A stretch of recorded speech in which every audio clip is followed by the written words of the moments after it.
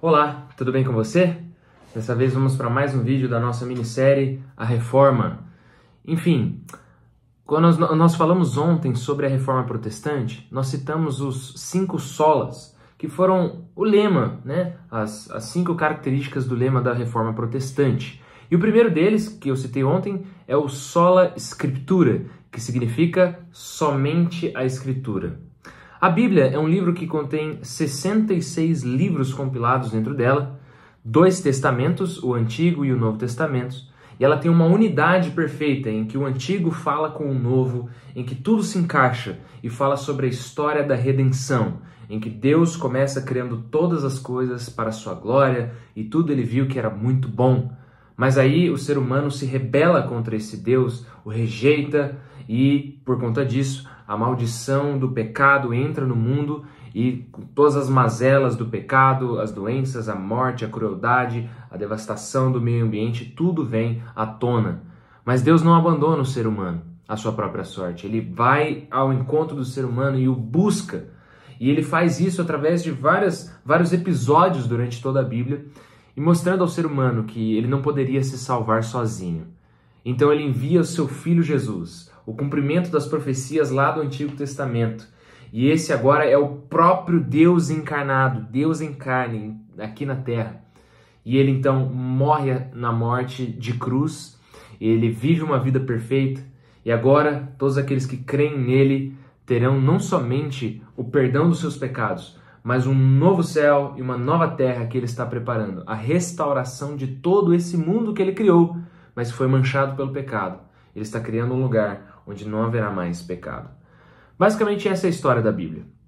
E os reformadores, aqueles homens de Deus do século XVI, que se levantaram contra as corrupções dentro da igreja cristã, que estava rejeitando a palavra de Deus ou colocando ela equiparada em autoridade entre o que a igreja falava e o que a Bíblia falava. E os reformadores, eles colocaram a Bíblia no pedestal, no lugar mais alto do pódio. Ela era a autoridade máxima para eles, como sempre deveria ser.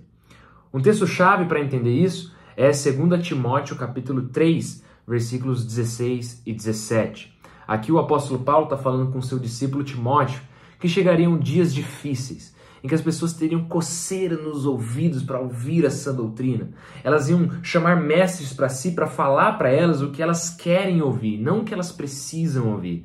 Elas vão rejeitar a verdade de Deus revelada na Escritura. Então, Paulo se vira para Timóteo e fala o seguinte: Timóteo, você precisa pregar a palavra. Mas antes dele falar isso, ele fala o que é essa palavra. Olha o capítulo 3, versículo 16. Toda a Escritura é inspirada por Deus e útil para o ensino, para a repreensão, para a correção, para a educação na justiça, a fim de que o servo de Deus seja perfeito e perfeitamente habilitado para toda boa obra. Aqui Paulo está dizendo que toda a Escritura, ou seja, de Gênesis a Apocalipse, toda ela é inspirada por Deus. O que significa ser inspirado por Deus? Significa que Deus determinou que através de seres humanos, são sim falhos e pecadores, mas inspirados pelo Espírito Santo, Deus usou esses homens para escrever exatamente aquilo que ele queria que fosse escrito. Cada palavra, cada letra, cada pontuação. Deus então preparou ao longo de 1500 anos de história para que cada texto estivesse ali conforme ele mesmo determinou. E mesmo que tenha usado homens falhos, mas ele não deixou que as suas falhas entrassem no seu livro. De tal forma que esse livro traz a perfeita revelação de Deus. E os reformadores, eles falavam muito sobre isso. Eles falavam que a Bíblia é a autoridade máxima e última. Ela é o que determina quem devemos ser, quem não devemos ser. Ela que nos mostra o caminho da salvação e ela que nos mostra o caminho também da perdição, que é para onde todos nós estamos indo sem Cristo. Os reformadores também afirmavam que ela é inerrante, que significa que a Bíblia não erra, ela não contém erros, muito menos os erros históricos, os erros arqueológicos. Isso já vem dia após dia, ano após ano, sendo provado de que a Bíblia e suas histórias, ainda assim, mesmo que sejam miraculosas, elas também têm sido comprovadas. Os reformadores falavam que a Bíblia é infalível, ou seja, tudo que ela disse que aconteceria, aconteceu ou irá ainda acontecer. Tudo foi provado, as profecias foram cumpridas, e principalmente a profecia que falava a respeito do Messias, Jesus, o Filho de Deus. Os reformadores também falavam que a Bíblia é clara. Isso não significa que a Bíblia é fácil de ler e de entender. Se você for como eu tenho muitas dificuldades para ler a Bíblia, eu preciso de ajuda de outras pessoas.